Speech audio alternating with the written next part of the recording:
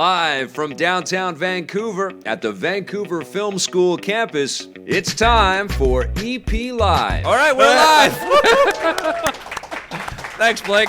That was my signal today. Yeah. Hey, welcome to EPN. My name is Victor Lucas. This is my buddy Behr Safi, and you have come to the show that brings you the latest in everything cool, and we've got lots of cool stuff to talk about today. We've got two great guests for the price of none on EP Live today, which is going to be very fun. Mike Micah from Other Ocean, and we've got James Zahn, a toy expert that has just had a lot of fun at Toy Fair 2020. I really wish that I had gone. So he's going to take us there by proxy, which is going to be great. We're going to get into our rundown first of all, though, and today it is dedicated to Kazuhisa Hashimoto, and I'm sorry if I butchered the name there. This is the Konami programmer who created the Konami cheat code. So we have many cheats to thank him for. And he helped us complete a lot of games. Yeah, he helped us complete a lot of games, and what an incredible, I guess, a language that the guy created for us, right? Like we shared it, which is just amazing. And also, I think we're about to cross 50,000 subscribers. Let's give a round of applause for that, guys. That's about to happen. For Blake and Vic. During the show. And I realized that I'm in my 5th year as a YouTuber. Oh. I don't know what the hell happened. I made TV forever, and now I'm a YouTube guy, which is just crazy. How did I get here, Behr?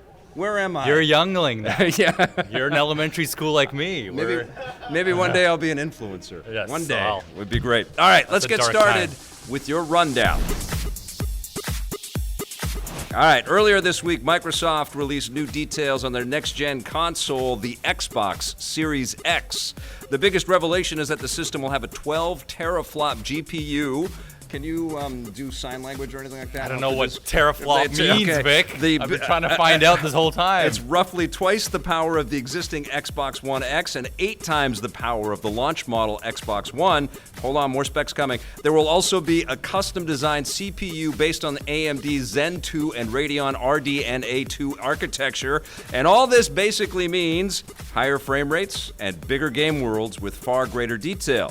Microsoft has also revealed that the system will have a solid-state drive for faster load times, like that. These tech specs are pretty similar to what rival Sony has already announced for the next-gen system, the PlayStation 5, although we're still waiting to find out the biggest detail on both, the price, and I guess when can we get them, right? And more info on the Xbox Series X will be announced by Microsoft at E3. Both the Series X and the PlayStation 5 will hit stores this holiday season, or will they, Behr Safi? Some impressive specs that were listed. Mm-hmm. I have to imagine that Microsoft and Sony are likely going to sell this thing at a loss for the first year or so. Yeah, they should. Because I can't see this going past the, infamous $599 that was years ago. But I do think it's going to be around the $500 range. In Canada, it could be $599. That's true. That's a great point. Right? Yeah, I think it could be $499 in the States. I think it will be, yeah. I think it'll be $499 in the States, maybe $549 max. Right. But I totally can see them taking a loss. What do they have to do to kind of shock us with the types of software that's available on these new systems? Hard. It's so difficult. The position that Microsoft's in right now, I feel like they've been having a hard time getting people excited about their franchises, their Halos, even their Banjo-Kazooies. Where has Fable been the last, decade?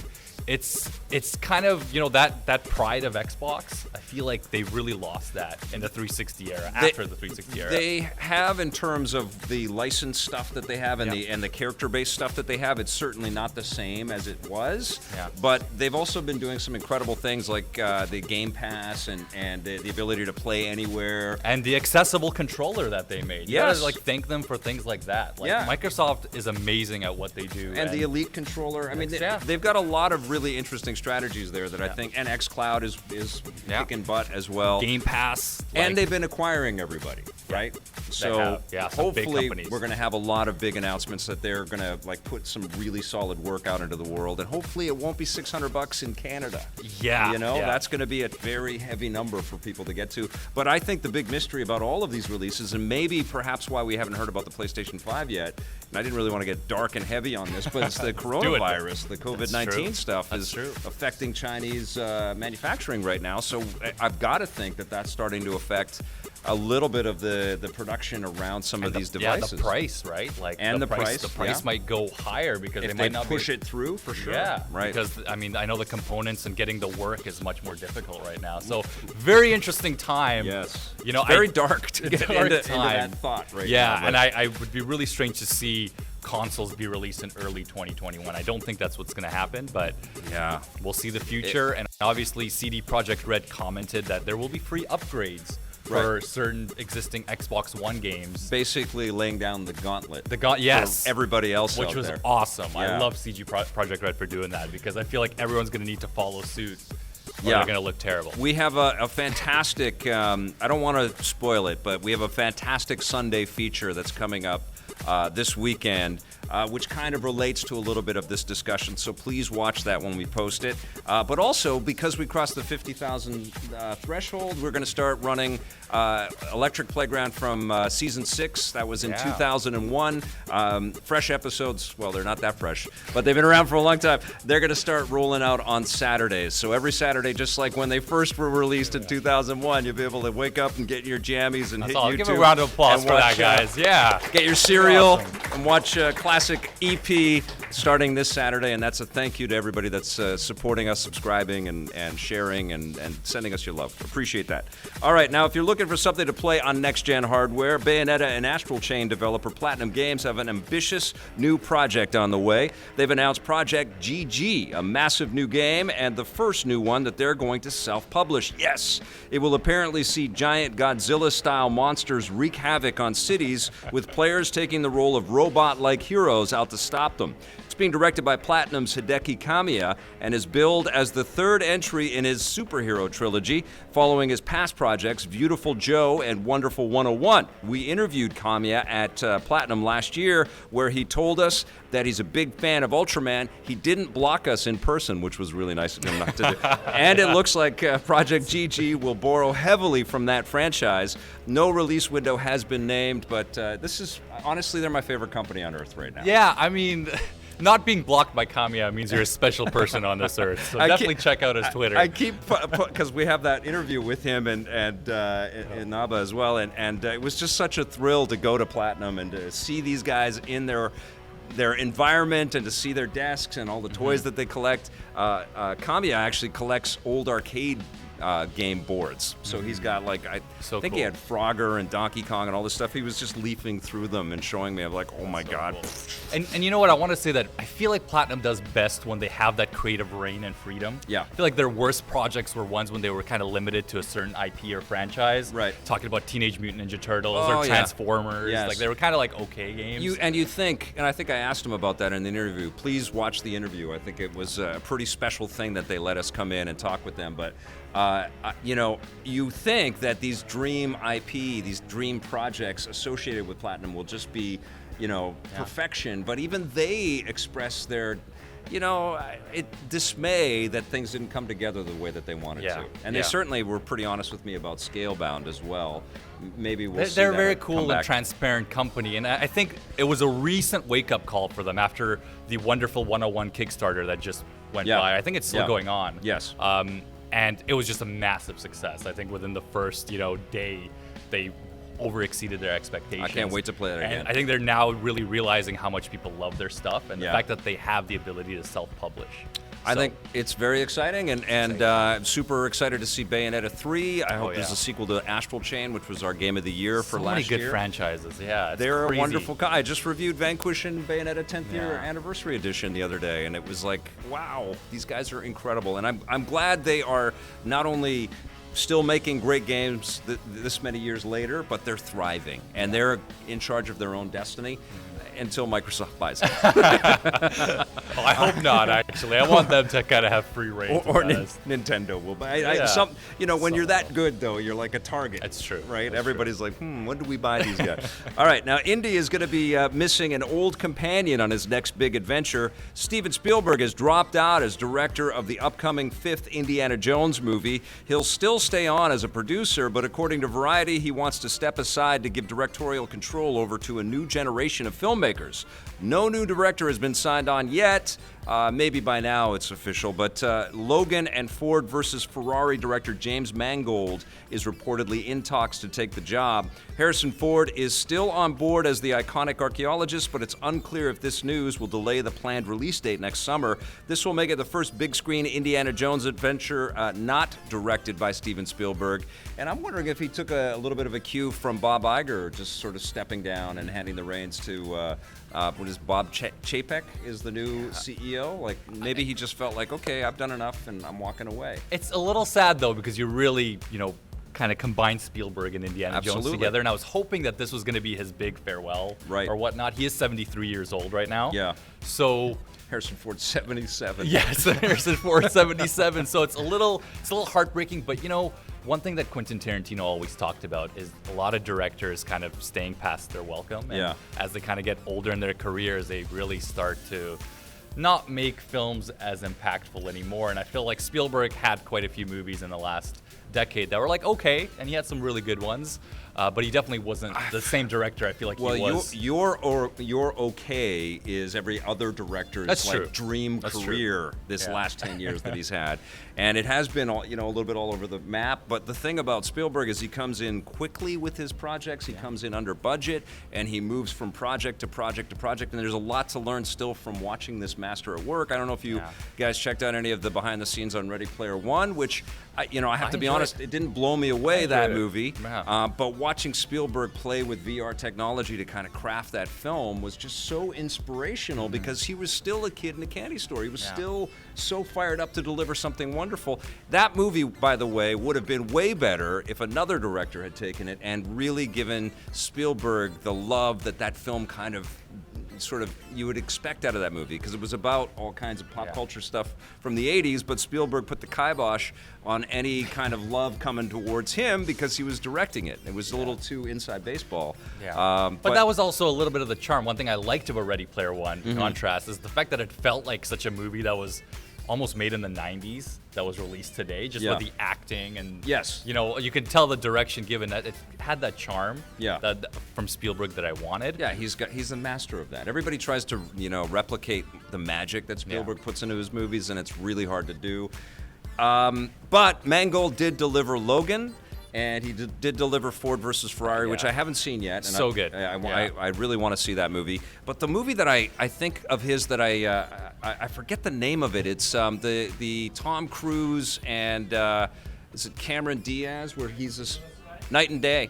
Yeah, God, that was incredible. Where it was such a cool movie. Like it's kind of a creepy one because he keeps drugging her and waking her up in different places. So it's very weird that way. But the way that it was put together, like Tom Cruise will be in a moment, and then all of a sudden he's doing like stunt work and flying out of a car and He would be a great director, I think, and he was also a director I feel like who's improved so much as his projects went on. Like obviously he also did the Wolverine in 2013, which was like but then he took a 5 or 4 year break. And he was just releasing amazing films. Logan is, in the top 3 or 4 best superhero movies ever made, I think. It's just an incredible work of art. And if he does something that honors the character of Indiana Jones as portrayed by Harrison Ford with this next movie that's akin to that, I'll be very happy. You know what's going to be sad, though? We're not going to see behind the scenes of Spielberg. Oh, he'll be there. Hopefully. He'll be there. Well, he's producing, so he'll still be there, and he'll be being producing a can guiding mean so force. many things these days, though. But this is his baby. That's true. And I know Lucas will be there, too. Because those guys created it on the beach in Hawaii that many years ago,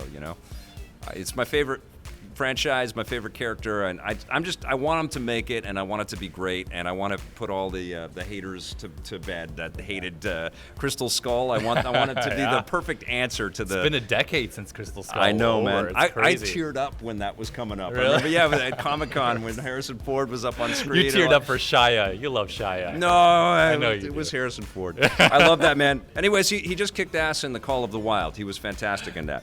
All right, always in motion is the Force, and the same holds. Let me try that as Yoda. Always in motion is the Force. And the same holds true for the entire Star Wars franchise.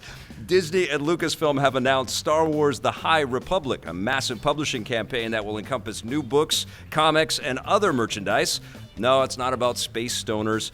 The High Republic will take place during the height of the Galactic Republic after the Old Republic era and about 200 years before the events of the films. This means the writers will be free to come up with new characters and stories that don't overlap with existing Star Wars canon, although don't be surprised if existing characters like Yoda appear. Lucasfilm launched a similar transmedia initiative in the mid-90s with the Shadows of the Empire books, comics, and video games, although right now, the High Republic is only confirmed to be getting books and comics. The first will hit shelves this fall. As for movies, no new Star Wars films have been officially announced, although there are rumors that a new film, possibly based on the High Republic, is in the works for release in 2022. There's a lot of stuff going on in secret with Star Wars right now. There's a new top secret Star Wars video game. There's, I forget the names of the directors, but they're indie directors that have got the ability to write and direct their own Star Wars film right now. It's sort of stealthily being made right now. But this was kind of cool that they released a trailer around this. This is the start of something new. Yeah. Something new that's big. I'm kind of surprised that we might see a movie as early as 2022. Yeah. But this could be the foundation of, the next big era for Star Wars, right? Like, I mean, like 10 years from now, it's the next big trilogy. It's such a big topic. I Yeah. think you and I need to schedule a Star Wars Chat. sit down to kind of think through all of the stuff that just happened with the Skywalker saga. Maybe I could get Sam Witwer to Skype in with us or something like that. All the new Clone Wars stuff is happening right now. But I had this thought about The Force Awakens and how it was all projected out as a trilogy right from the get-go, and how that sort of put all of those filmmakers and all of Disney and all of Lucasfilm behind the eight ball, because they went out and said, we're making a trilogy, and we're going to put all these characters that you're going to love. And we didn't get to know them, really. And we didn't get to know them. And the fact that they didn't plan out what was going to happen from the beginning of the trilogy to the end, I think was a huge mistake. And I feel like if they had just said, we're making The Force Awakens, and we'll see what happens, things would have turned out differently. For sure. Right? Like, we would have had time to digest this new universe and these new things. And I don't want Lucasfilm to overdo it again and overplan this. That's true. Yeah. And I have a friend in the video game industry that posted something on Facebook, and it was really kind of profound. He showed the stuff to his teenage children, all the High Republic trailer, and what they said, it really struck a chord. It was like, the last movie was called The Rise of Skywalker, and Rey presents herself as a Skywalker. Spoiler, if anybody hasn't seen it, sorry. Okay? And that's the way it ends. Yeah. And they're saying that the Skywalker saga is over. It's behind us. Skywalker's done. But it got us all built up to the fact that the Skywalker universe was there, and they're just putting it to bed. And it's like, the only reason they're putting it to bed is because of the kind of mixed reception, not because that there's no sort of threads to continue on with the Skywalker world, but it's because people are, and that's kind of sad. We've talked about it before. It is really sad that I can talk to a Star Wars fan now. Yeah. And it's either they liked the, sequel trilogy, or you meet, hardcore fans that absolutely despise everything that Disney has done with Star Wars. And it's really sad that it's so divided. Yeah. And you can't really just kind of celebrate a franchise as much as I wish I could. Yeah. If that makes sense. So there's a lot of good stuff happening, though, in Star Wars. We're going to have some folks that are working on Star Wars in various incarnations on EP soon. I'm working on that behind the scenes. But I'm very excited about the second season of The Mandalorian. This trailer has some really cool high points and stuff for me, but I have to be honest, going back in time in Star Wars is not, even the Old Republic, even Knights of the Old Republic, I enjoyed that stuff, but I don't have that emotional connection to it like I have with the Skywalker saga. Well, I don't. That's going to come down to how good the writing is. Yeah. Right? And that's obviously why it's the biggest task. Yeah. We didn't think we were going to really care about a lot of the Rogue One characters that much. But look at you. You've watched that movie 20 times. I love that movie. Cried every time you've watched it, Yes. right? How do you know? Are you watching? I know you won't stop talking about Rogue One. I love that movie. So good. And I'm so fired up for the Diego Luna, especially after just completing Narcos and seeing him as the badass in that. I can't wait for the Cassian Andor show. It's going to be a bright future, I think, yes, for Star Wars. Absolutely. The Force will be with us. Always.